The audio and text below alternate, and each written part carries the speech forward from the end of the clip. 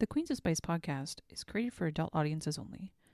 Our show contains cursing, vulgar content, dark humor, descriptions of sexual acts and desires, and is not suitable for listeners under the age of 18. Some episodes also contain themes which may be triggering for listeners. Please take care of yourself. Show me your genitals!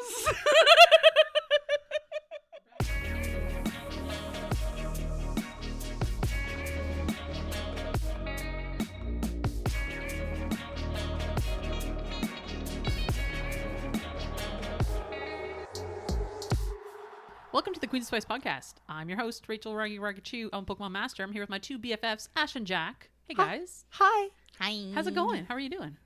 Good. How are you? Good. I feel like I haven't seen you in a minute. Yeah. It's kind of nice to see you. Like a whole week or something. Yeah, 2 weeks. It's been like 2 weeks since I've seen Ashton at least. Yeah. What's happening? Hi. Hi. We're having small talk. Oh. Yeah. Did you like the fact that I gave you your Kobo back? Oh, my Kindle. Yes. Yeah, oh, your Kindle. bless. God, I was like lost for the last 2 weeks. I was like, should I drive down to get my Kindle from Ashton? Should I not drive down? So this week we're talking about That Time I Got Drunk and Saved a Demon by Kimberly Lemming. And You're welcome. Yeah, thanks, Ash. Ash turned me on to this book. It's quite an interesting. I mean, It's the title. amazing. This is one of the books that like I immediately saw the title and I'm like, I'm reading this. I don't care what it's about. I don't care what the tropes are. I don't give a shit. I'm reading this book. That admittedly is like me picking out half the things that I read. Yeah. When people say don't judge a book by its cover, I absolutely do that all the time, especially if it has a fun title. I do that with drinks. Oh, really? Yeah. Is that why you picked out Founder's Original Bourbon Sour? No, that's because it was a sample at the liquor store. It's a really nice can, admittedly. I enjoy the design. It's pretty and orange and slim. Not that fat cans are any.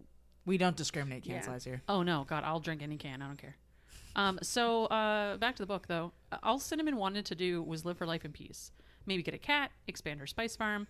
Really anything that doesn't involve going on a quest where an orc might rip her face off. But they say that the goddess has favorites, so she clearly is not one of them. After saving the demon Fallon in a wine-drunk stupor, all he wanted to do was kill the evil witch enslaving his people. But he's dragging Sin along for the ride, and she's kind of peeved about it. On the bright side, he keeps burning off his shirt. So welcome to That Time I Got Drunk and Saved a Demon. This is... I love it.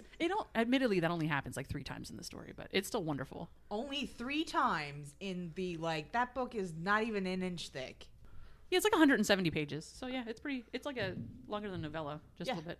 3 times in that novella. He burns his shirt off. That's still enough times. I would say it's in the first like 50 pages too. Like it's fairly early on. I don't care. I love him. He I love him too. burns his shirt Yeah, off. so what happens is Fallon, he's like a demon, and he like gets really angry and like shit catches fire, and when shit catches fire, his shirt just like burns off. Okay. So he just ends up with he's another not wearing a shirt. shirt. Yeah, and then he just doesn't have a shirt on. It's something that happens on occasion. I like the characters in this book are fucking fantastic. Fan-fucking-tastic. Kimberly Lemming is like, Can you be my friend? can we be best friends? Yeah, there is so much about this book that was brilliant. I absolutely love the tone of this book. Yeah.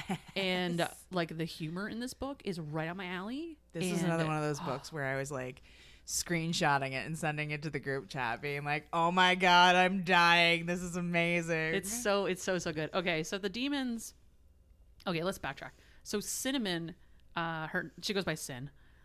She lives in Cinnamon this Hotpepper. Cinnamon Hotpepper is her whole name because of course it is. And she owns a spice farm. Okay, Jack, actually, would you like to know something worse than that? More cringe even? Yeah. So her name is Cinnamon Hotpepper. Her siblings are named Cumin, Chili, and Cherry. All with the last name Hotpepper. I love how that's the worst thing to you. And to me, it was her name's Cinnamon and she runs a cinnamon farm. Her parents actually own like a spice farm. It has a bunch of different spices. And so they named all their kids after their favorite spices or Cherry as the case may be. Because I was too busy laughing at it. Oh yeah, and her mom's name is Rosa. I don't think they gave her father's name. I don't think I came up with that. I didn't see it anywhere. And then her best friend is Bree, and she's a cheesemonger. Oh my goodness. I love this lemming lady. Isn't she great? And what's Bree's brother's name? Gouda. It is. Actually, I'm pretty sure it is. No, it's not. That must be in the second book. Yeah, it is. God. Because they didn't. I don't think they mentioned him, but I don't think they mentioned his name in this book. I could get behind like Camembert and they just call him Cam. That's No, pretty I'm good. pretty sure the brother's name's Gouda. That's hilarious. I love that. So the second book, so this is book 1 of a series called Mead Mishaps. So far, the other books include That Time I Got Drunk and Yeeted a Love Potion at a Werewolf. Yeah. And That Time I Got Drunk and Saved a Human. Right, because initially, Kimberly Lemming had it covered That Time I Got Drunk and Saved a Dragon. And then she recovered it to That Time I Got Drunk and Saved a Human. And the cover art is fantastic on top of that.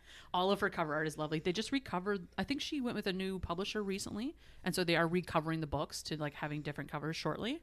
Oh. And so well, I'm getting the there's like nice illustrated versions that I have, which I quite enjoy. So I'm glad I got them before they changed the covers.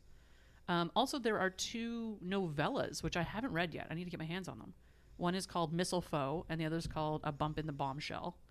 And I didn't know there was 2. Yeah, there's 2. I don't remember where they fall into the order, but I'm gonna look those up because admittedly sound amazing, and Kimberly Lemming is a wonderful author, so I'm quite pleased to be able to read those 2.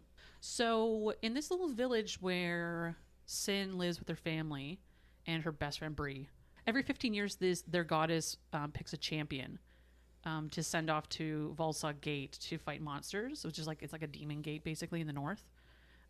And every 15 years the gate weakens, and so they have to go re-strengthen the gate basically.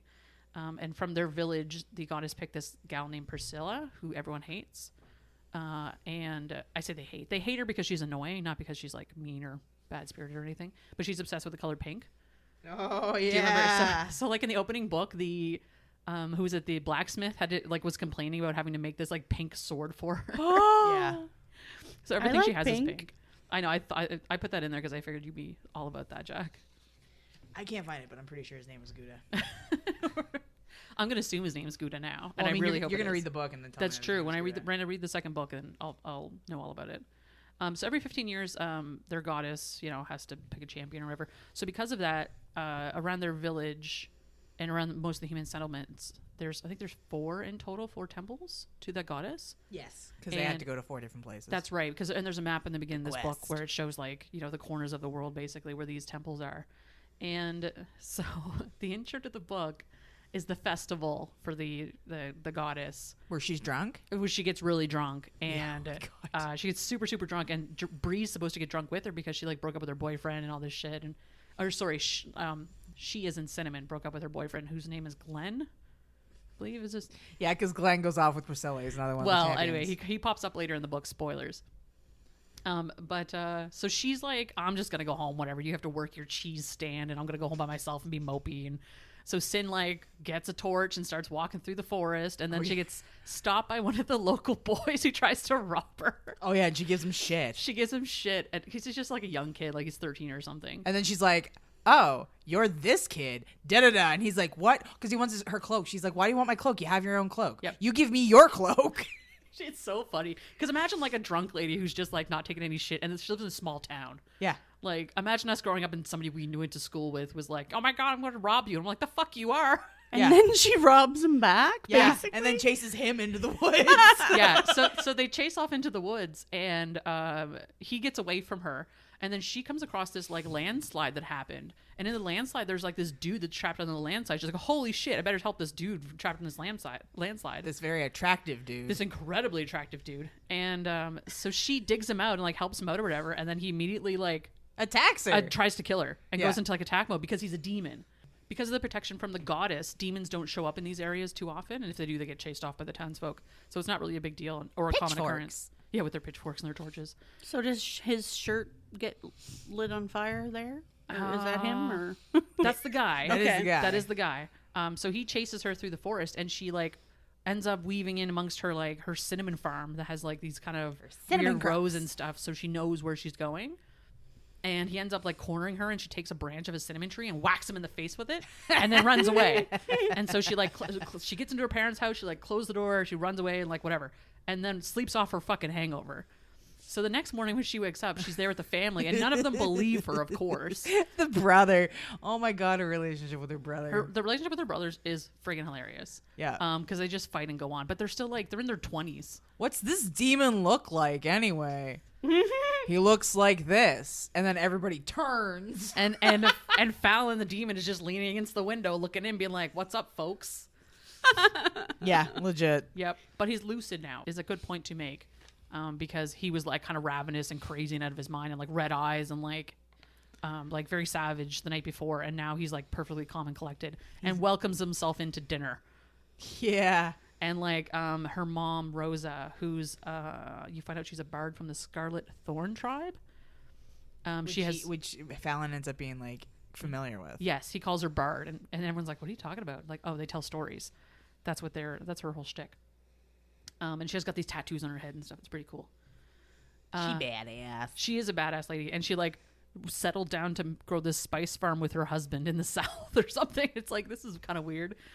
But I could see where like there's a good story there probably of like, you know, she was an adventurer of some sort and then just chose a quiet life in the country. I'm gonna raise my children and my spices. Exactly. That's exactly what happened. So Fallon like invites himself in and they give him breakfast and they chit chat and whatever. He does throw her brother against a wall or something because he tries to attack him, which is hilarious. Yeah, Fallon is like very much one of those characters that's like, he doesn't fucking care. Listen, he's like, he's got his thing that he's gonna do, and then he is so like blasé.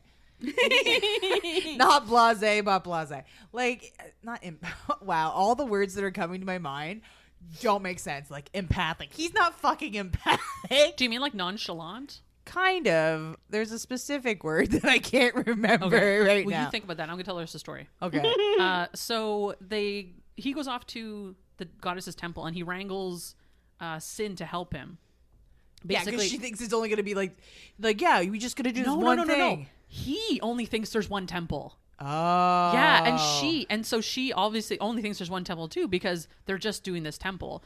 And then so because he explains the story of like, oh yeah, your goddess is actually an undead lich witch that like. And I was like, I don't even know what that is, but it sounds cool. Yeah, and so she's like, that's crazy. And he's like, well, listen, there's no harm in breaking the chalice that's sitting in there, which is one of her phylacteries, and then finding out what happens. That's a big word. Phylactery?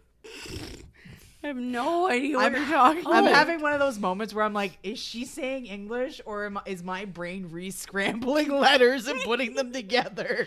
Blase? Tractor factory? Refractory period? Twitch? Witch? Lich. Okay, so a lich. Jesus. So a lich is an undying witch, so that she can't be killed.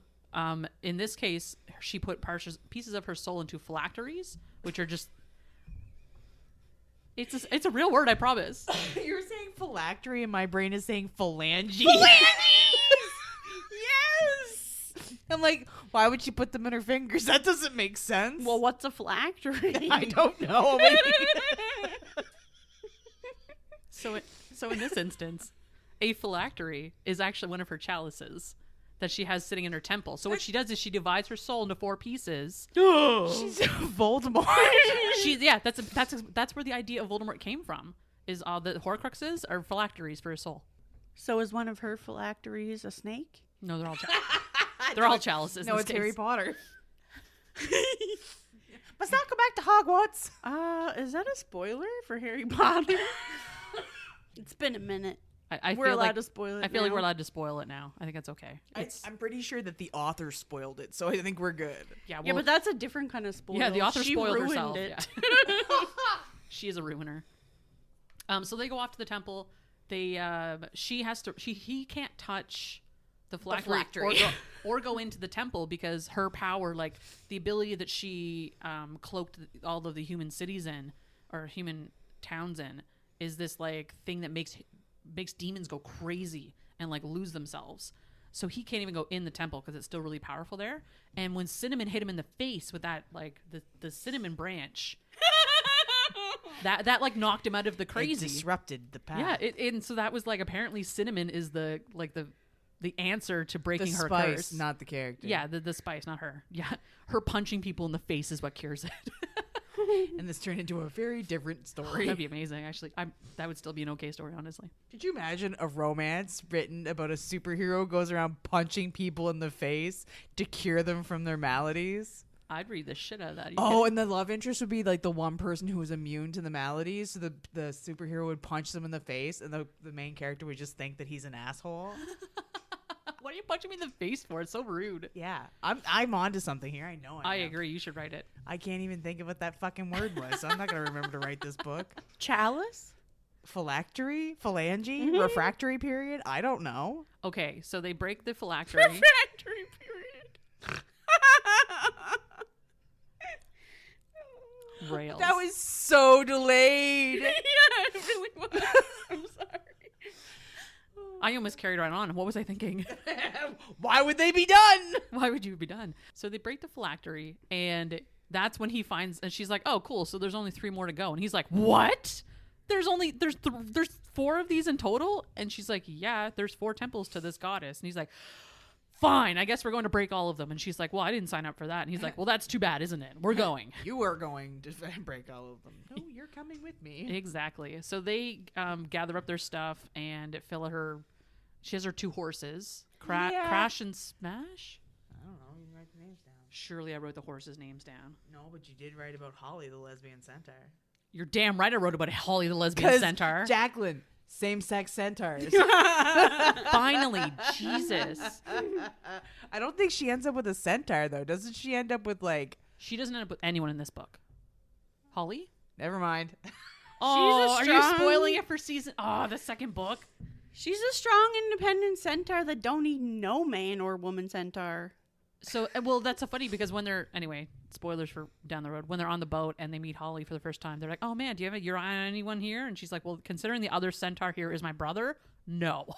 Hey, don't it is think the so. South. This is a fantasy land where the South doesn't mean the South. Oh. But they do eat a lot of crawfish and shit here, so it's pretty rad. So it is the South. No, it is. Like, everything, like... It's distinctly the South. Yeah. Yeah, they eat crawfish. They season their fucking food, which sounds amazing. Yeah.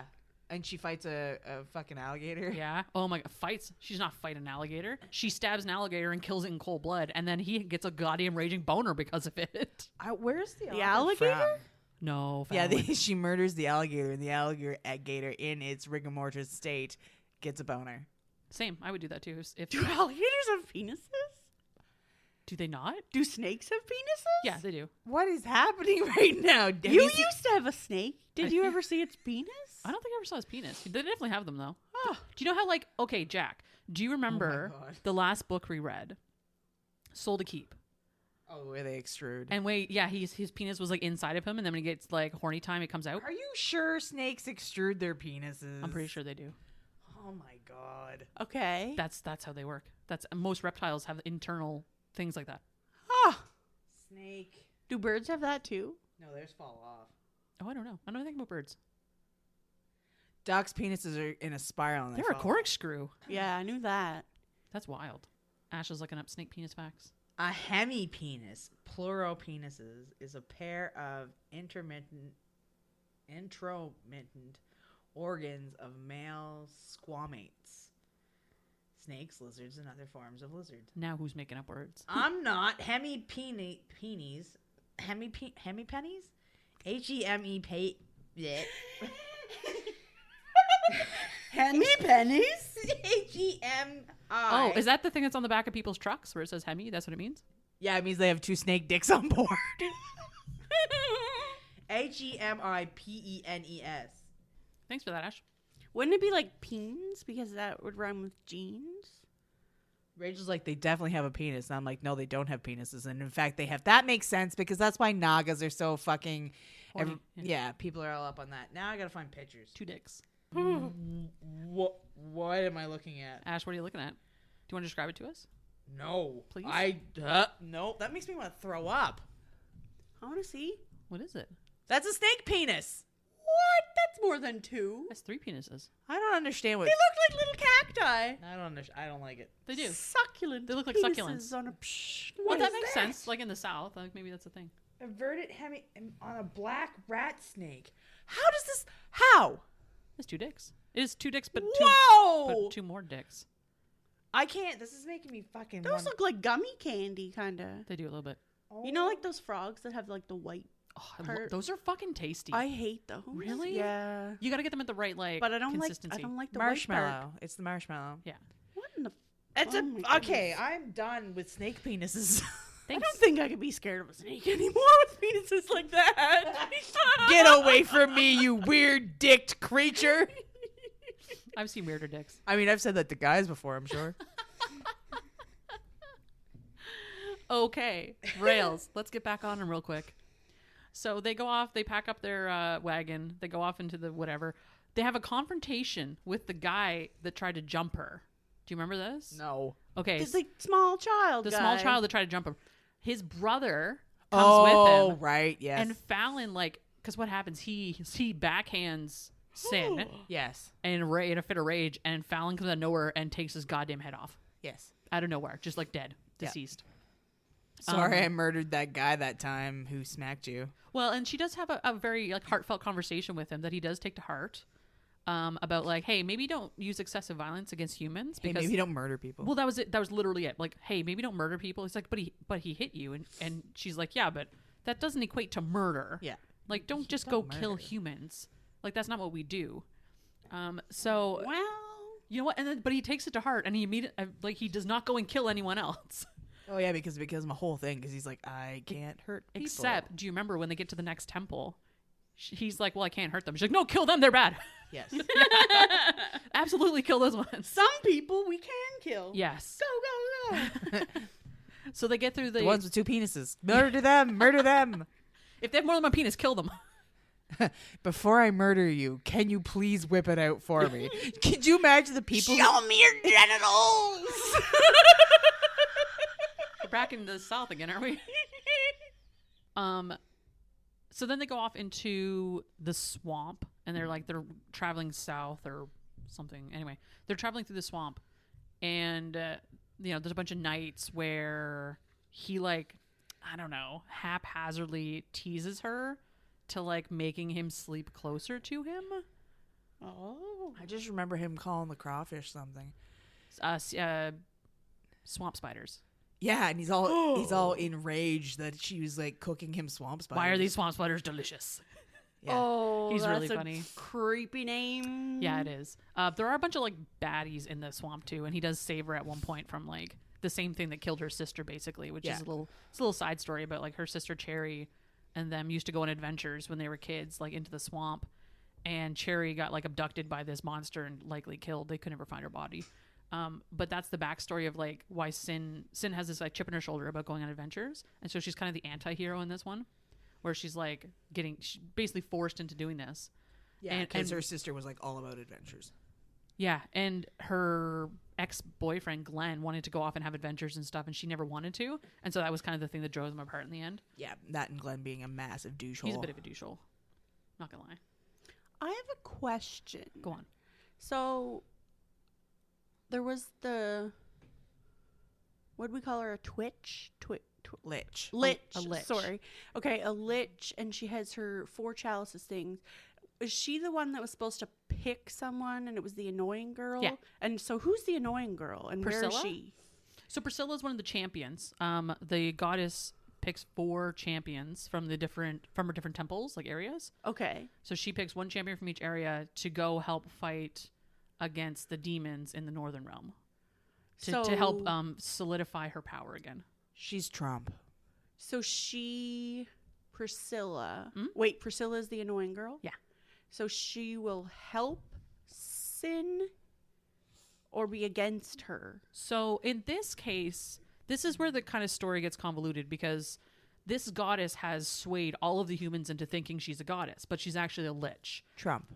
So this demon comes in and tells everyone hey, she's actually not a goddess, she's a lich, and she's been using you all and milking your worship of her for her to hold onto her power, so the demons can't come back into this realm. She's the demon herself, essentially, and so she has taken advantage of the humans to make them think that she is a goddess, and created a situation where they then want to defend her against the demons. So she's essentially created her own little guard army to protect her from the shitty things that she's done. Yeah, and so the demons are actually not monstrous creatures. it's her magic that turns them into monstrous creatures.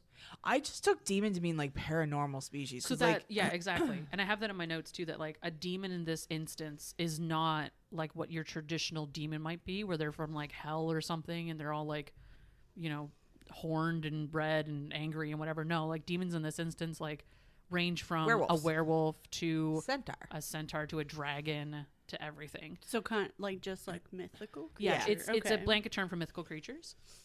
Or paranormal. Well, yeah, like. And basically, in this instance, too, it's anything that falls under the umbrella of what the goddess doesn't like, honestly. Okay. So anything, essentially, if you're anything apart not from animal human. or human, yeah, you're a Yeah, demon. because even werewolves in this are, like, considered non-human.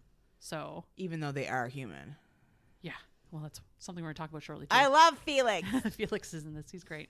So they get through the swamp and they come to the second temple. And when they come across the second temple, they come into this town. I can't remember what the town is called for the life of me. But they come into this town and they meet Beelzebub. Usha. Oh yeah, there's the big fight between the two.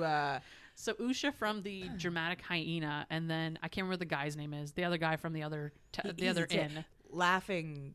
The laughing. Gazelle? That sounds familiar. Laughing gazelle, laughing goat, or something. Like it's across the road from the dramatic hyena. Like it's not like a cow.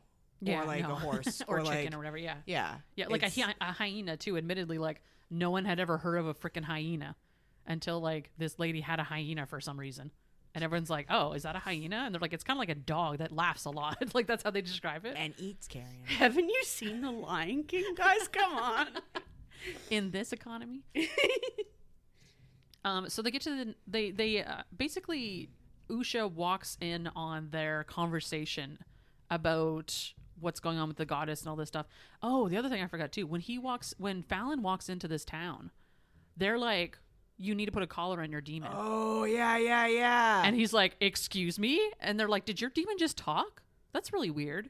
And there's this whole thing where in this town, they actually like, demons are indentured servants. They're collared and they're mindless beings and they're like under the spell of the goddess. So they can't talk and they can't communicate. Yeah. And they're just used as like cannon fodder and slaves. And not in a sexy times Not way. in a sexy times way at all. No. So eventually when they so Usha actually has the best reaction. This is why I love this freaking book. So Usha hears this entire story about how like, hey, this goddess you worshiped your entire life, who's like this beloved character. There's like a mage's tower in this area, so like that's who they look to for power. And then you keep these demons as slaves, and they help you out around whatever, and they do tasks for you and do heavy lifting and all this stuff. And so she hears this whole story about how demons are actually sentient, normal, talking, upstanding citizens. And her immediate reaction is, well, we need to stop this. Yeah. We can't have slaves. That can't be. That's not allowed. Like, that's horrible and awful. And like, they deserve basic human rights. And I'm like, hell yes. Like, very first thing, there's like, no, like, oh my goodness, I can't believe this goddess isn't real. She's like, no, free the slaves now. So like, she's such a great character. And I love how Kimberly wrote her. She's wonderful. And so she immediately takes the helm and she's like, all right, let's go free these motherfuckers. Let's do this. Like how it's just super obvious that these things should not exist for these people. Like, I guess. Yeah. It's very funny. Well, yeah, the social commentary is real. Oh, Yeah. it's so real. I love it so much. It's wonderful. And so they put this plan together that they're going to, because this town apparently is very commercialized, and so they sell replicas of the chalice. You can just go buy one. Oh yeah. And so they go off and buy one. And when so Usha and Fallon go off to like the square or whatever to sell spices and shit. And Sin goes off to like bide some time until she goes to the temple, because demons are allowed in the temple. And so she's walking around one of the side streets. She gets like a bucket of nachos. Do you remember this? I think so. I think it's nachos. Because you can get like a small nachos or a bucket. And she's like, give me the bucket. And then she starts eating them. And she's like, this is the best food I've ever eaten in my life. Again, you're not just walking up and getting handed a fucking chicken leg. Yeah, it's a bucket of nachos. It's a bucket of wonderful. nachos. It's so good. And so she's walking down the side street with her bucket of nachos, and she sees this guy outside beating a werewolf to death. He's like a light color, like bright colored hair. Blonde werewolf. Blonde werewolf. And he's like beating him solid, and he's all like tied up and stuff. And she's like, whoa, what are you doing to that werewolf? And he's like, well, he won't transform. And if he doesn't transform, I can't peel off his pelt and sell it. oh my god, that's dark. So she looks to the side and sees that this entire store that she stopped in front of is selling like pelts of exotic animals. And she's like, no. And immediately she's like, well, I need some labor hands on my farm, so I'm going to buy this guy from you. How much is he worth? And then they barter or whatever. And they end up on a price. And the salesman throws in a naga as well. Oh, I forgot about him. He's very overprotective too. Yes, I forgot about him. So the pair of them, so she gets the naga and the werewolf, and she waves the cinnamon in front of the werewolf's face after they leave and basically breaks him of his curse. So now he's like sentient again. He can talk and whatever. And he's like, thanks her immensely for freeing him. Felix. And yeah, so this is Felix. And then she gives him the rest of the nachos, of course. And and then eventually she gets the naga out of his spell as well. That's how you make friends. You give them nachos. Yeah, you give them nachos. Not salad. Yeah, you make friends with what's that from? You don't make friends with salad. The You don't make Simpsons? friends with salad. That's correct. I didn't know that. And so then these two kind of join the cause. And Felix is the werewolf who's going to be in book 2. Yeah, I which love haven't him. read. He's wonderful. He's such a You said he's lactose intolerant? yes. That's funny. I love him so much. Sure. Oh my God, Kimberly Lemming's characters. They're just so good. They're so well rounded. And like on her website too, you can go online and check out. She has like bios for all of her characters. Yeah. Which like spoilers if you haven't read the book yet. But she has their astrological signs. Oh, and I both love that. and both mine and Ashton's response to Fallon's astrological sign was like, Scorpio. "Of course he's a Scorpio." Yes, I'm so smart. That just makes perfect sense. That's all that does. My son is also a Scorpio. Yeah, I'm so Pray close. for me. I'm so close to being a Scorpio too. Pray for me. Yeah. So they come and help she sends them off into the square to with Usha and Fallon, and then she goes off to swap the chalice, the real chalice for the fake chalice. So she pops the fake chalice up there, takes the real chalice, and then like bolts basically, and ends up like there's this whole fight that ensues. The mages come down from the tower and start fighting them, and then there's like every time they pick up a chalice, these like blobs and entities and shit come out of the chalice and try to fight them. Yeah, this goo and stuff. And then like Fallon eventually comes across her and she is like injured and he flips his shit. And this is when she finds out that he's actually a dragon. That's and the kind of demon he is. Yeah, he transforms into a dragon and he starts destroying the city. Oh, he's a dragon? Yeah. And it's very He's a funny because man, after but he's a dragon man. so and of course after she's like, you could have just told me you were a dragon. He's like, it just never came up in conversation. I just don't know Burninating the countryside. Burninating the peasants. What? Tractor. Is that like a Pokemon song or something? Man, do you don't remember E-Bomb's World. Dragon Ball Z? You know that thing where you just yell out words and you think they work? That was what you just did. That's how Mary. Wait, so he doesn't look like a dragon? No, he looks like a human. Here, No. let me show you the book. Actually, Oh my god. he's just this He's a guy. man. He's just a guy with horns, and so he looks like a demon, right? Like he doesn't look like anything ridiculous. Okay. But he's actually a shadow dragon. He transforms into a dragon. Yeah, and so hilariously, I think it was Felix was like, "Yo, can you go like sort that dragon out there, Dragon Whisperer?" And she's like, "Okay," and then she does. So And that's when they have the sex. okay, no. So Oh, what they don't happens have the is sex? she goes off to the Colosseum Yeah. where he like comes into the land or whatever, and like she releases all the gladiators, and they're all like eyeballing her, but they're like, "Wait a second, you smell like a dragon. We're not gonna go near We you." can't fuck the dragon's mate. We can't do fuck that. the dragon's mate. Because all of these demons that she freed are like, "Hey, how you doing? What do you do? What's up with you?" Because they don't have lady demons. Lady demons don't survive typically. Oh yeah, I forgot about that part too. So there's like they end up on a boat of like 100 demons, and like something like 98 of the demons are men, and like 2 are women. Oh my goodness. It's a whole thing. But there's the one lesbian demon. She's a centaur. Yeah, But she's a demon. she's a right? lens. Yeah, she's So lesbian. the She's a lesbian lesbians demon. survive. Yeah, right. It's wild. I love it. So, Yep. right. So the summation of all that, they end up in the Fallon like carries her up to the Colosseum and has his way with her. Okay, so they did have sex.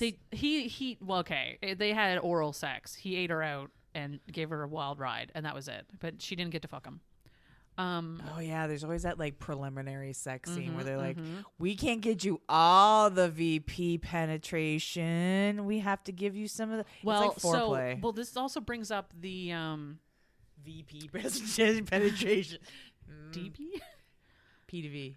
Oh, PV. That's what I meant to say. Gotcha.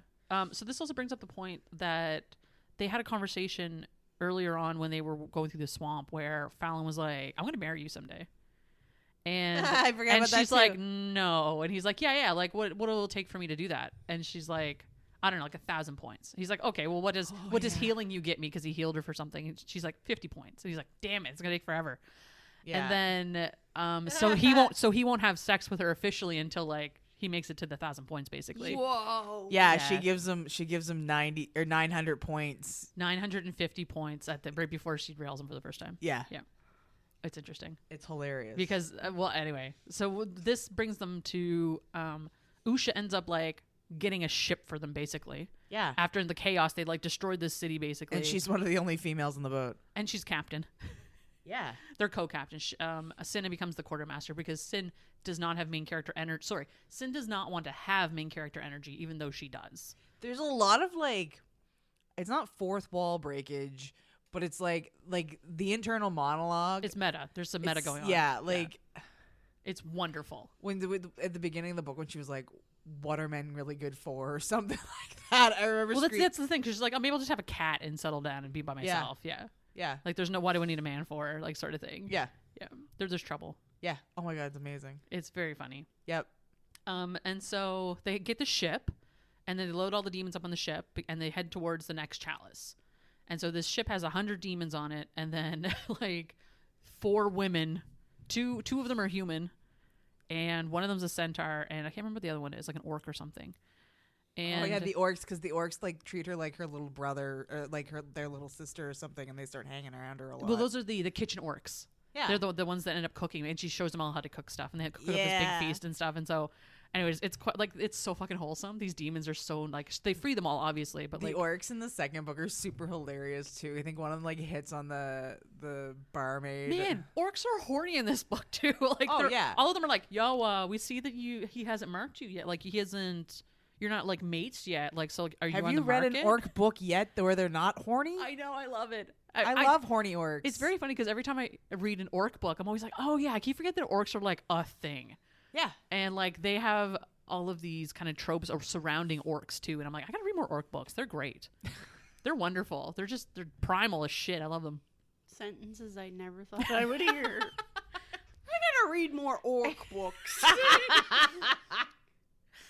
What am I doing with my life if I'm not reading more orc books? I don't know. How have I not consumed more orc books? So I want to say, they get drunk. They have this big party. They get drunk. They eat a bunch of food, whatever. And then they all go and sleep it off. And like, and then they have sex. and then so the next day, what happens is They get she was gonna confess to him her feelings, and then she chickened the fuck out, as she does. Yeah, and man. all the girls were like hyping her up, like, "Woo, yeah, go tell him exactly what you feel, girl." And then she goes downstairs, like in the hold, to his cabin to tell him how she feels, and she catches a sight of him like in the moonlight, and he looks so handsome, and she's like. I'm just like, that's it. I'm so bad for this guy right now. I have it so bad for him. I love when Rachel's voice changes when she's talking about those like romantic spots because she's like, and he's just so handsome. He's just so handsome. He's lovely. He's so beautiful. And then she chickens out and leaves. She's So such she- a romantic. Same girl, same. also same. Right. She chickens out. She goes back and they finish drinking, whatever. So the next morning, that's when they have their little heart to heart. And because do you remember what he does? P to V. What? No. Apart from the P to V, Does he bring her breakfast? better. He heals her hangover. Oh, Like, feeds she's- her his cock. She is so hungover. Like, Oh, yeah. she was so destroyed. Like, got so drunk. Jacqueline's like my dream man. right and so they're like cuddling, and she's like, I want to die, this is the worst, I'm never drinking again. And he like puts his hand on her face and just like heals her hangover, and she's like, I'm giving you 950 points right now. And he's like, really? She's like, yes. And then he chomps her.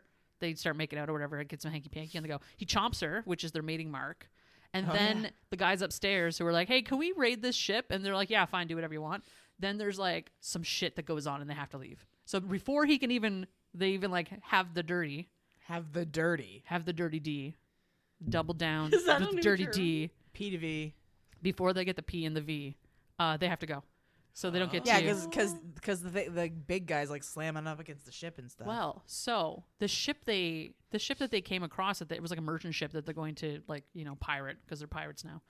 Matey. Yar. I was so confused. I mean, it means pirates. I'm Jack Sparrow. Where is the rum? Oh, he's gone. I like mayonnaise. What? Love the second voice is the French eunuchs. Oh my Jesus! In the first movie, the bloopers, there's a clip of Johnny Depp saying, "I like mayonnaise." The French inventors of mayonnaise. I love the French. Love the second voice is the French eunuchs, inventors of mayonnaise. I like mayonnaise. I like mayonnaise. And then for the entire fucking year, Rachel just kept, every time she says something, she go, "I like mayonnaise." I legit, like, people at school when I was at university at the time. There was some of my friends drew me like with jars of mayonnaise, being like, "I like mayonnaise." That was my whole thing. Yeah, it was the same thing as her, "I like chicken." Yeah, I get on kicks like that. Yeah, j'aime le poulet. I like swords is my thing now.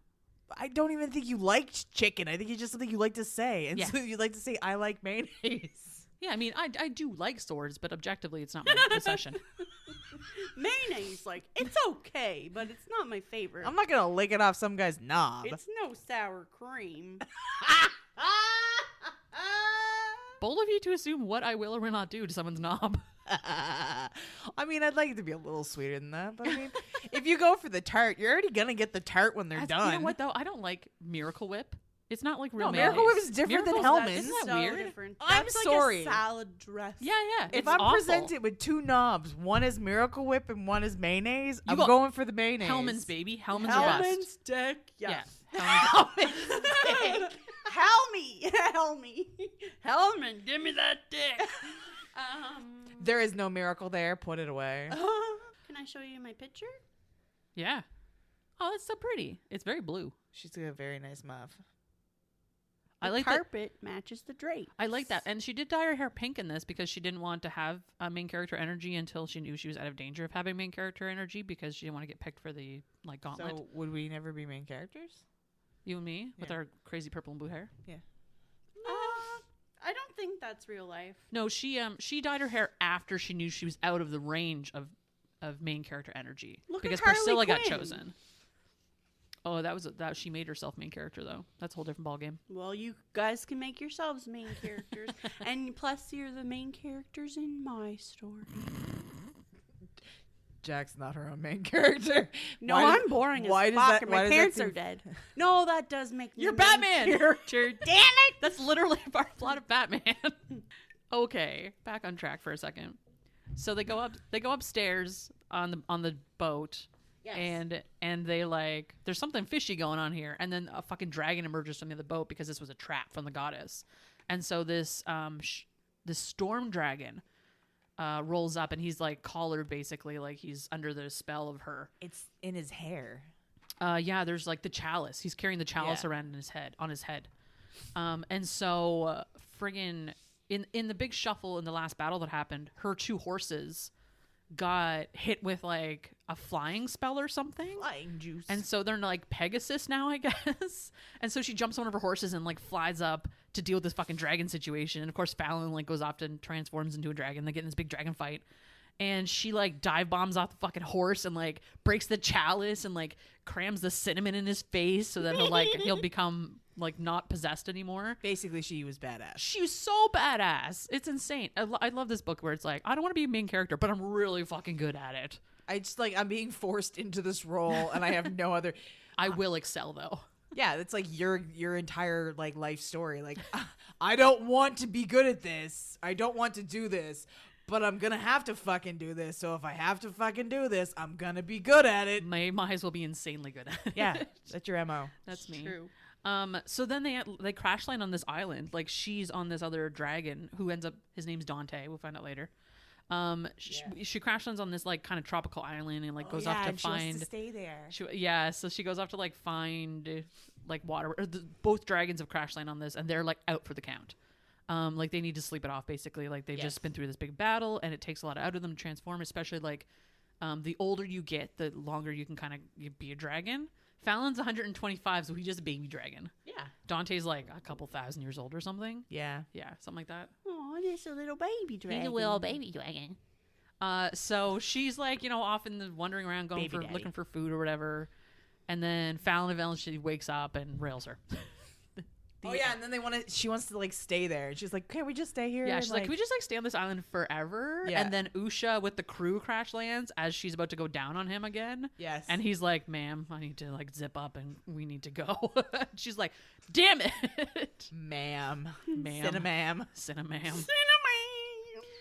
So then they get back on the ship, and Dante, once he gets all rested, ends up pulling the ship the rest of the way. So now, if you count, they destroyed 3 chalices. So the last chalice is the one that's at the Demon Gate. That's math. I just did it real quick. So they're going off to the Demon Gate, which is in the northern continent. And so they're driving there, and Fallon.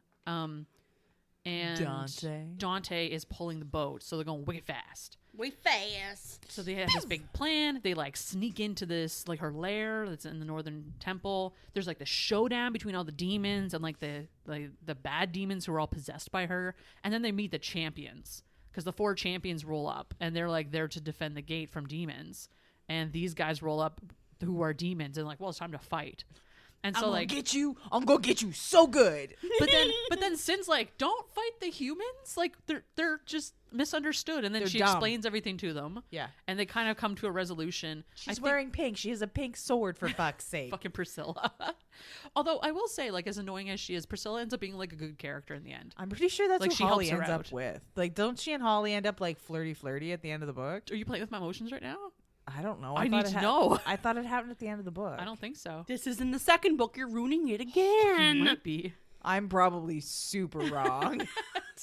I was like, The brother's name is probably like Frank and not Gouda. That's not a cheese name at all. Well, it goes with cheese. It's Frank and cheese. Wait, no, Frank and beans. Oh my god. Okay, so then they have the showdown. They end up like killing what's her face, obviously. The Lich, not The Priscilla. Lich. No, Priscilla's fine. Although Fallon does chop off Glenn's arm, which is really satisfying. Glenn ends up being one of the other champions. Yes. So there's Glenn, there's Priscilla, and then there's these 2 other. One's a mage and one's a fighter. Yeah, and they're both like, "What is happening?" Yeah, they're both now? like, "What the fuck's going on?" And they're like, "Don't worry about it."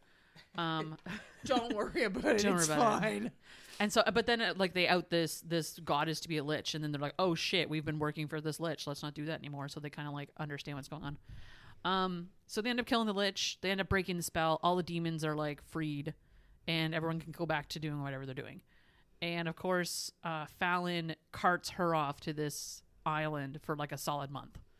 The island they just left, and she's like, "Well, we're married now, so let's go honeymoon for like a month or 2, and I'm gonna keep you safe forever." He is obsessed with keeping her safe forever, and hilarious. And I love how this turns out, because he's like, "Well, no, I gotta keep you here because you'll be safe here. You'll be safe here, and then I can protect you, and no one can hurt you anymore, and I love you forever, and no one can hurt you." And she's like, "Why don't you just make me a fucking like a charm or something, a protective charm?" Oh, teach me magic. Yeah. No, because he puts a barrier around the entire island. They're part of the island to keep them safe. And he's like, "You have to stay in here forever." And she's like, "I don't think so. Can you just like make this a charm that I carry around and it's a personal force field?" And he's like, "Oh yeah, I can just do that. That's fine." And they do that. Yeah. It's so smart. I love this fucking book. But then she's not with him forever. They're like always together. And then she you becomes find the out. cheese queen. Oh my god, the cheese. When she gets really drunk, she turns into the cheese queen. Yeah. I read that as a note. Yeah, that's Along with when having they're weird skirt feelings. Yeah, that's what her phrase is. She's like, "I've been having weird skirt feelings about him." It's like, I love that. And she has the cheese, the snack pockets in her skirts, which she so often, and when someone's pissing her off, she throws an apple at them. Yeah. And she's like, "I can do this all day." She like throws another fucking apple at them because she has snacks in her dress forever. Because all dresses should have pockets. That's why when you and ask snacks. Well, that's what you put in the pockets, but you can't put the snacks in your pockets if you don't have pockets to put them in. She has like 2 layers of skirts, I think, and so between the layers, she has like actual like a harness that has snack pockets on it. It's a whole thing. It's real. Yeah, it's genius. It's so genius. Yeah, it's like snack pockets. So that's the summation of the book. That's how it goes. Jack, I'm gonna get you to read a thing for me. Oh, what's a chalice? Is it a drinking goblet? Yes. Okay. You're just going to have me run around naked on this island? I asked. Fallon rubbed his hands up my thighs before running his tongue along the sensitive skin there, making me shiver. Of course not. I'm not a monster. He paused his movements to glance up at me. You can have a towel. My, how sweet of you. A low, sinful murmur from Fallon caressed the sensitive skin of my inner thigh. I am the epitome of benevolence. A grin tugged at the corner of his mouth before I broke out into a laugh. His hands gripped my hips and pulled me forward, presenting my core to him. My heart pounded in anticipation as his warm breath fanned over my pussy. I gasped as he gave it a long lick before dipping his tongue into my entrance. My hands crushed the soft blankets beneath me as he kissed and sucked on my clit. "Oh gods, that's good," I whisper before grabbing onto his horns. Fallon moaned into me as his rough hands pulled my thighs further apart. He drove his tongue deeper into me, eating me as I desperately tried to rock against his face. My body needed him like I needed air to breathe. The magic stored in my veins seeped out to greet him. His own dark mist rolled into the room like a storm brewing. He gave another long lick to my pussy before pushing a finger into me. "I can finally get my fill of you," he groaned. "I'm going to keep you here, naked and ready for me, until my essence is burned into every part of you." Sparks danced across my skin as his finger brushed against my sweet spot. "That is, without question, the best idea you've ever had." Fallon tightened his grip against my ass before sucking harshly on my clit. His finger curved into my sweet spot, making me scream. My eyes rolled into the back of my head. Ah! My orgasm swept me up in a riptide. It was suffocating in its intensity, but oh so fucking good. Fallon continued to pump his digit into me, drawing my pleasure out as long as he could. My legs locked around his head as I pleaded and begged for more. Anything. Everything that included his hands on me. "I love you like this," he breathed before lifting me up further on the bed. My demon moved on top of me. He trapped one of my wrists in his hand as the other traced the curve of my breasts, begging for me, your body trembling. A villainous grin spread over his face as his fingers, rough and long, focused on one of my sensitive nipples. "Does it ache, my love?" The feral, predatory glint in his eyes took on a satisfactory hue as my body arched up to him. The sight of this beautiful, powerful man above me had me weak in the knees. He hissed as I stroked his cock with my free hand, guiding it to my entrance. I felt hollow, like a burning emptiness that needed filling. "Fallon, I need you." He shuddered above me before taking the head of his cock and slowly rubbing it against the folds of my pussy. He stared down at me for a moment as if to capture it in time. With a grunt, he thrust deep into me. I gasped as I stretched around him, trying to accommodate the delicious invasion. He closed his eyes and moved again, burying himself fully. Fallon let out a groan as I clenched around his cock. "This damn cunt is gonna ruin me, Cinnamon." I quivered beneath him as he pulled out and shoved his cock in again. My breath came out in desperate moans as he lifted my hips higher, allowing him to grind slow and deep against my sweet spot. My toes curled as need coiled in the pit of my belly. The pace was maddening. Fallon brushed against my desires in sweet torture. My free hand clawed at his back, urging him faster. He chuckled and lowered his head to whisper in my ear, "I know, little rabbit. Slow and sweet just doesn't give you what you need, does it?" He ran his tongue along my neck as he kept his slow, grinding pace. I spread my legs wider, trying to buck against him. Embarrassment colored my cheeks. Of course I fell for a man who relished teasing me. "You know what I want." Fallon nipped at my ear before giving a harder thrust, making me gasp. "And you know I want to hear you say it." He pulled away to look at my face. His sinful grin did all kinds of evil things to my heart. "Tell me what you want, rabbit." My nerves came alive under his gaze. The walls of my pussy clenched around him as if to demand I give in, just to release the burning need I felt. Pride was stupid anyway. "I want you to flip me over and fuck me senseless. I want your hand grabbing my neck as you spank me until I come.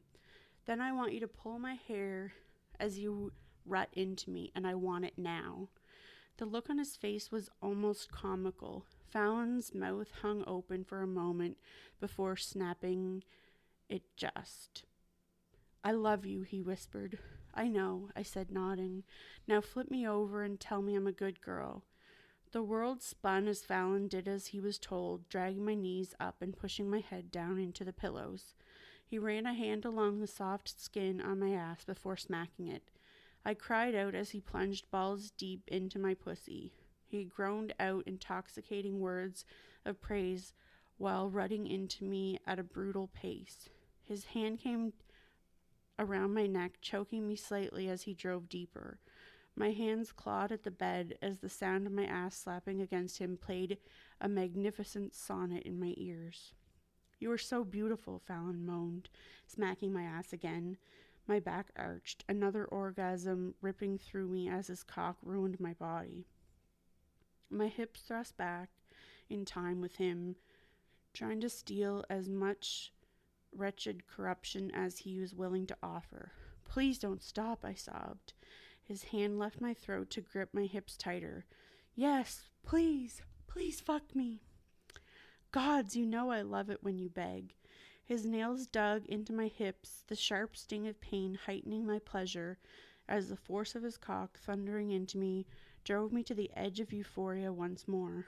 Fallon slowly pulled out to drag the head of his cock against my clit before slamming himself back in. My head threw back as I screamed his name. He ground deep into me before pulling out and slamming in a few more times. The savage pace made me see stars as I continued to shout his name. My orgasm was so violent, I thought I might die for a moment. This time, when my body clenched around him, Fallon broke. He emptied his cock inside me with a grunt. He thrust into me a few more times before collapsing onto his side, bringing me with him. His muscular chest heaved heavily against my back as I tried to remember my own name. I curled up against him, body still shaking with the after tremors of my orgasm. He wrapped a muscular arm around my waist and buried his head in my hair. The magic in the room faded, melting back into us like a cup of cocoa on a chill winter day. Tears pricked my eyes at the tenderness of the moment. The wave of devotion and warmth from our bond had my mind in a tizzy. I love you, I said, stroking his hand. Fallon kissed my shoulder. I love you too. I sighed in contentment as the exhaustion set in. How long do you think before Usha comes crashing in with the crew? I put up signs directing her to the other side of the island. If she ignores them, I'm burning the damn ship down. Laughter bubbled out of my throat. You didn't. Intruders will catch these flames. He held me closer, grinning against my shoulder as I fell into a fit of giggles. Thanks for Giggle, that, Jack. giggle. I should mention too, so this is a fated mate situation. So like Fallon admittedly at the end of the book tells Sin that the second that she hit him with that branch of cinnamon at the first of the book, he knew that this was his mate. Oh. And she's like, why didn't you tell me? And he's like, well, it's kind of a weird thing to unload on someone. She's like, you probably should have told me. And he's like, it's fine. He did kind of tell her, didn't again he? with like the meh. He's like, whatever. Nonchalance. He said he was going to marry her. Apathetic. He did. Yes. But Not like, apathetic. but she didn't realize that it was so like, that was exactly what was going to happen. You know what I mean? Like, what if you came in right now and told a human, be like, you're my mate. We're just gonna be together forever. I'd be like, show me receipts. Yeah, right. Read receipts or fuck off. Well, I mean, I wouldn't tell him to fuck off because I mean, if a dragon man walked in and was like, "Hey, you're my mate," I'd be like, yes, I am, sir. I would like to see proof so that I don't get hurt later, but like, I'm not going to dispute it if you have proof because You can prove it to me right now, I mean, I'll try it once, sir. even if we're not. Sir. I'll be your friend, Sir. sir, Sir. sir. So on that note, let's rate this book. What would you like to rate it out of? Chalices, I guess. No, what was the fucking word you kept saying that we couldn't figure it Phylacteries? out? Phylacteries. Those are the chalices. So we'll rate it out of 4 phylacteries. Jack, how many phylacteries would you give this? I'm going to give it 2.5. You can't have half a phylactery. I'm going to give broken it one. 2 full phylacteries and 1 that's half full of Pope juice. I shouldn't have asked. Okay, Ash, what do you got? I always hate it when the rating is out of lower numbers. I get why 4, but like my brain is like 3 is too low, but 4 is too high.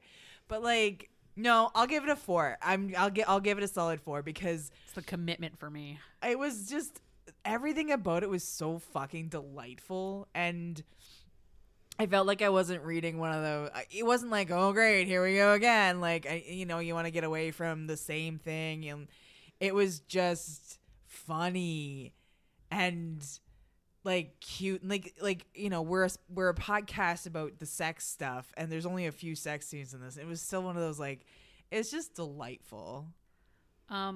Yeah, thanks. I agree, 100%. Four phylacteries. Kimberly Lemming is a fucking spectacular author. I can't wait to read more of her stuff. She's But just like good phylacteries, not like Voldemort phylacteries. Like this is like we're trying to like preserve, I don't know, some person. I'm done. Felix must be preserved at all costs. Yes. Yeah. Somebody we want to survive. We're like, Sora, we're tailing pieces of your soul. We hope this doesn't change who you are, but we need you to live We forever. need you to live forever. Yeah, and Kimberly Lemming likewise. Yeah, please live forever. Yeah, please continue writing all these books. This was one of those books that like I read it the first time and I'm like, this was a spectacular. And then I read it the second time. I'm like, I forgot how fucking spectacular this book was. Like I knew it was good. Yeah. I read it the second time. I'm like, oh my God, it's so good though. Like everything about it's good. And it's I love it. not ruined by the fact that I like fucking screenshot a bunch of the book to show you guys. And to be fair, I try and do it only to like the really funny parts to make you want to read it. Well, there's so much stuff out of context that like I could not imagine how you got from A to B in a lot of stuff because there's so much happens and is packed into this like 170 page book. There's no like path from A to B. It's just chaos. It's in my just world. chaos. Yeah, this book is chaos. And It's it's lovely amazing. chaos. I love it so much. So, definitely 4 phylacteries easy. Highly Maybe a recommend 5th one because I wanted to murder somebody and it made me feel good. 4 phylacteries and a fucking lich. How about that? And a partridge in a pear tree. Why is the partridge there? So let's take a minute. I want to talk about some other books that we read this week or content we've consumed. What have you consumed recently, Rachel? I want to talk about a book called The X-Files by Morgan Elizabeth. It is a gal named Cassie and a dude named Luke. Cassie runs a matchmaking service called The X-Files. So what she does is she goes on like 2 dates with a dude who's signed up for her service. And then she like kind of has a file on them that she like makes all the notes and stuff and finds the red flags and all this shit. I had a client tell me about this book really? literally 2 weeks ago. Oh, it's so good. It's a very fun book. Cassie's a wonderful character. I relate to her on a cosmic level, I think. She's just like a super hyper independent woman who's like just running her own fucking show and she's got her shit in the go. And then this Luke Dawson character rolls up and fucks up her entire life. And in a good way, not a bad way. As they do. And so like, it's just penises. Show me your genitals. Well, and he gets signed up for this service by his sisters. He has 2 sisters who are very protective, and his mother is like very protective. And he's like the baby of the family, and so his sisters are like 5 and 10 years older than him, and so he's like, I think he's 30 or something. And so they're like off with their families, and they have kids and whatever. And they're like, Luke, you need to find a lady. We're gonna sign you up for the service. We're gonna get you hooked up with someone, or whatever. And he ends up falling for the matchmaker, not for like one of the matches. And so she's like, it's this internal struggle where she's like, I need to do my job, and he's like, no, your job's done. I am your It's job. like, I'm your job. now. Your job is finished. Thank you. You're gonna come and live with me, and this is gonna be fine. Isn't that the story of most men? I am now your job. And not so much in that way though. He's a great character. And it's got that, that alpha energy where you're like, this is okay alpha energy. He's one of those types. So I'm like, I'm okay with this. You're not like, hey, I gotta put my feminism on the shelf here. No, well, and just like you do have to put your feminism on the shelf briefly. Because she does anyways, because she's like, oh, but I always do this thing. I'll take care of it. He's like, no, man, I'll do it. I got it. Like, no big He's deal. like, let me wash your car for a change. 100%. Fucking do it. Get her And done. mow the lawn while you're at it, Well, bro. But it doesn't need to be communicated though. Why He are just you like, taking my keys? yoink. But he just does that. He like takes her car and because he's a mechanic. He takes her car and just does stuff with it and then brings it back. Like she had a flat tire. He went and changed the flat tire. Can brought I the have car one back. of those? Right? Jesus. I mean, don't get me wrong. My boyfriend's pretty useful. He like does stuff that I'm like, okay, well, I would. But my favorite is when he looks at me and goes, "Do not call anybody." I will fix this myself. Yeah, and he does, legit. And I'm just sitting there going like, oh my god. Okay, sure. Yep. Anyway, so that's a really good book. It's like found family. It's got like the alpha thing. It's he like adores the shit over it. It's super super spicy. This is very good. It's called The X-Files by Morgan Elizabeth. Highly recommend that. Give that one a read. I feel like Morgan Elizabeth is a book that you and I maybe have on the list somewhere. Could be. She's a try? wonderful author. I really enjoyed her writing. Was it like a bakery one maybe that we were trying to get into? Maybe. Who knows? Because we were trying to find a cupcake one for you. I've got a long list. Right? Yeah. So what have you been reading? Oh my god. So I am in my hockey romance Yes, you era. are. You're in like your hockey romance bullshit. Yeah, we know. everybody else. Also, we support the Seattle Kraken. But go ahead. But they got out. We as in who? Jacqueline's like, whoa, whoa, whoa, whoa. We support Book Talk and we support the Seattle Kraken. There's a brilliant thing at Seattle. There's a book talker who went to see a Seattle Kraken game, and they gave her a jersey with Book Talk on the back of it and number 1 on it. So good. Yeah. Well, So that's good. fun. And listen, We they're doing stand it right. the Kraken. Yeah, I know more about hockey now than I ever thought that I Right? would. Because I of- care way too much about hockey right Yeah, now. Way because too of the much. Seattle Kraken. Yeah. They got knocked out by the Dallas Stars. Boo, Dallas. Boo. Anyway, so it's Pucking Around by Emily Rath. I am incredibly picky about my Why Choose Romance. Incredibly picky to the point that I almost DNF'd this book. Mm-hmm. It is touted on Book Talk and all of the It has come past my radar like a dozen times already. It's spicy. She's spicy. Who's the author on that again? Emily Rath. Mm-hmm. And she's like super into hockey too, which is really fun. Also, she really tries to promote like visibility for people other than just the hockey players themselves, for like shout outs to like equipment managers and everybody else who like help out, like the people who really kind of help Behind the things, scenes. yeah, keep things moving. So this book there's a prequel before this. It's a novella. I can't remember what it's called, and essentially it kind of like sets it up, the two characters that meet, Rachel and Jake, but they don't give each other their names. And I hate when my name shows up in books. at least it does. My name never shows up unless it's a fucking annoying little kid. He's great though. So Rachel's a doctor, and she applies for this internship or fellowship, and she doesn't get it. And it's kind of a kick to the tits because her father's like a famous rock star, and so she's trying to like not get by on his, his status. Yeah. And so this is like one thing that she did for herself and whatever. Anyway, she didn't get it. So her boss calls her that morning. She's hungover, and he's like, "When are you coming into my office?" And she's like, "I am not until later." She's like, "Okay, well, they need to know now." And she's like, "What are you talking about?" Anyway, the guy who got the fellowship ahead of her broke himself essentially and can't do it. So she has to take the place of him in the fellowship. And it's like PT kind of stuff, working with a team, which ends up being the Jacksonville Rays. And anyway, it's super. There's a lot of cliched stuff in it, like my bag fell open and there's a dildo on the ground, like that kind of stuff. Or like, I locked myself out of my on the balcony of my apartment and I can't get back in and I'm only in my underwear and a t-shirt. I'm gonna call for my neighbor who also works for this team and is really hot but cranky, and he's got a really cute dog. And she's like, "Help me climb across." And he's like, "No, you're crazy. Call the cops." And she's like, "I'm not calling the cops. You can either catch me or, anyway, that kind of stuff. Gotcha. Like a lot of that, like kind of campy stuff, which Yeah. is super fun. But what I really liked about it was like the relationship between the characters. It's a why choose. So she's with lots of people. By lots of, I mean 3. And there's like, it's like the building of 3 love stories within one story, which is why the book is so big. So is it a wide chooser or is it poly? Like they're all in a relationship together, or just she? Okay. See, that's the thing. Okay. So it's why choose in that she ends up in the beginning in a relationship with Jake and Caleb. Uh-huh. And Jake is the guy that she met in Seattle. It's a whole thing. Mm-hmm. Jake is like hardcore golden retriever energy. He is super sweet, super silly. Like he sends her pelican watch where he's taking pictures of this pelican that lands on his window. And Caleb is his like broody best friend who used to play hockey, but he got hurt, so he can't play hockey anymore. So now he's the equipment manager, or one of the equipment managers. So it's like lots of different people on the team. And then there's like another sub story where Il Murray, the goalie, who is called the Bear, who is described as being Ragnar Lothbrok from Vikings in a fucking Armani suit. Hell like, yeah. Fuck me Yes, up, sir. sir. And like We stand a big boy. he big and he big. Yeah. Like, and it's a whole thing. Like he big. Like he and he has like zero refractory period.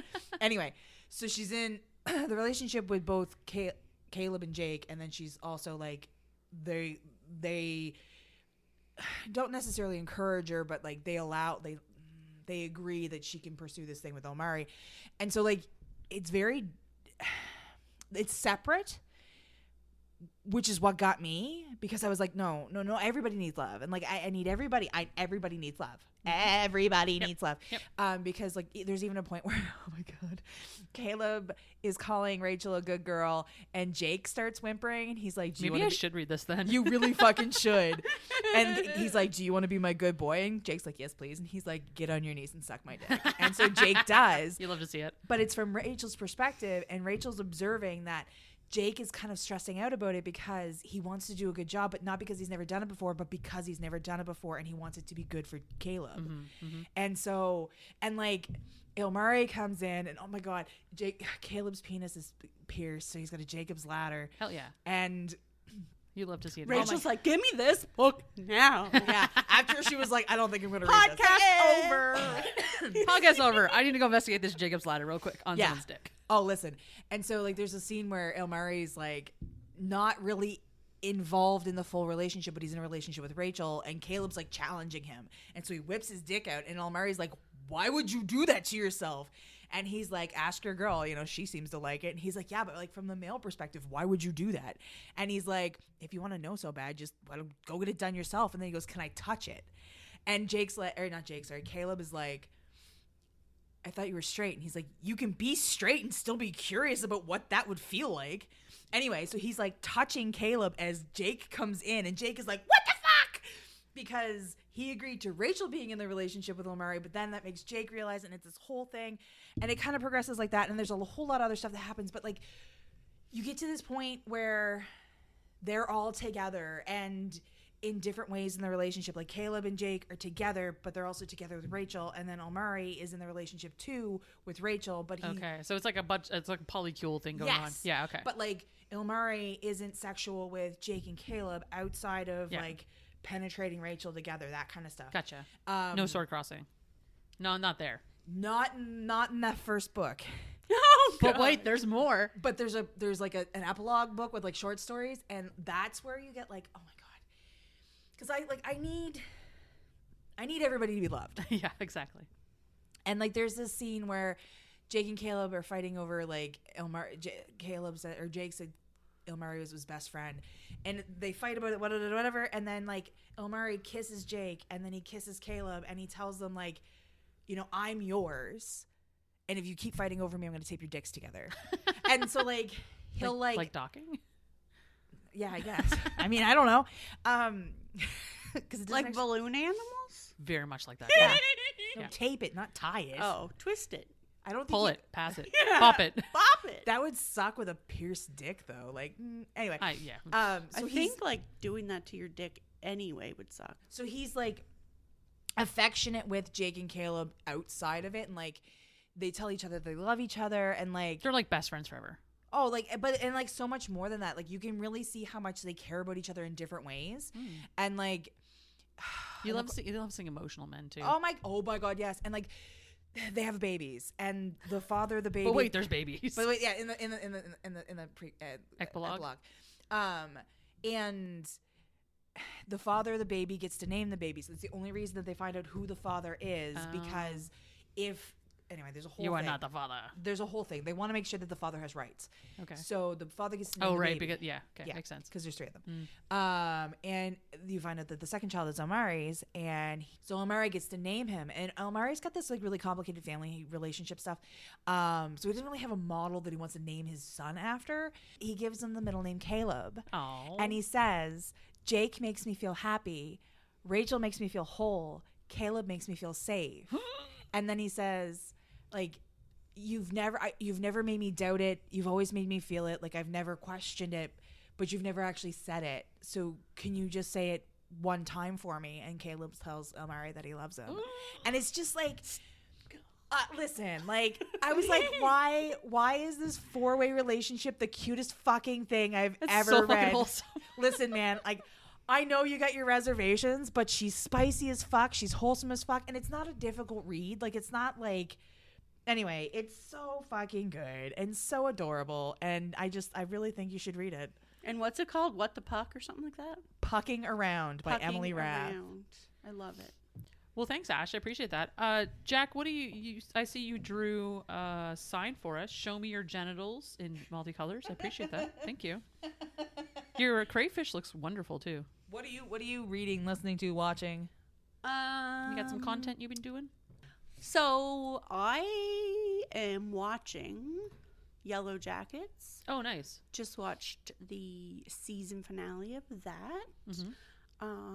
No spoilers because, and also Succession, and I think there's only one more episode of that. So do I need to watch Succession? Oh, yes, 'Cause everyone you goes do. on about this show. Like, Macaulay Culkin's brother is the best. Like, Kieran, apparently. oh my God, he's amazing. Yeah, that's what I've heard.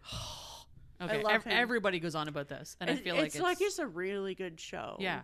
Like that's my understanding. it's like super dark and weird and like kind of like boring political crap, but you're just like, the characters are like just the worst people that you could imagine.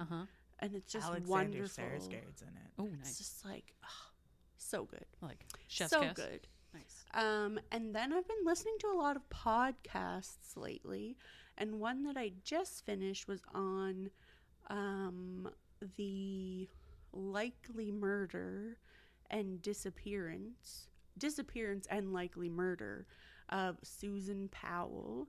And so they believe that her husband murdered her, and maybe his dad knew some stuff about it, and his brother, and then he ended up blowing up his house with him and his two young sons in it. What the heck? My brain immediately went to Susan Boyle from American's Got Talent. Oh my God. Definitely not about Susan Boyle. But yeah, so he blew up his house, or his dad's house, with him in it and his two sons. And before he actually set the fire or whatever, he hit them in the head, the back of the head, with an axe, or just incapacitated them so they die of smoking inhalation or something. Yeah, That's wild. Yeah, it's really crazy case. Jesus. But yeah, What was that podcast called? it is Cold is the podcast name, Mhm. and it's season 1. I haven't Nice. listened to any other seasons yet, Cool. but I probably will. Well, thanks for sharing. No problem. The next book is going to be a special Father's Day feature because people have those and they like them to celebrate them sometimes. I don't. I am. And the next book is called Your Dad Will Do by Katie Robert. We're going to be back with our patron saint of spice again. Katie. Because Rachel read I tried so hard. so many books. I read so many books that were just... Anyway, we're reading this. It's fine. So we'll catch that next time on Queens of Spice podcast. Thanks for joining me, guys. Thanks for being here. Appreciate it. And we'll see you next time. Bye. Bye. Thanks for listening to the Queens of Spice podcast. You'll find us on Instagram and Twitter at Queens of Spice. Or if you want to send us an email, you can reach us at queensofspice@gmail.com.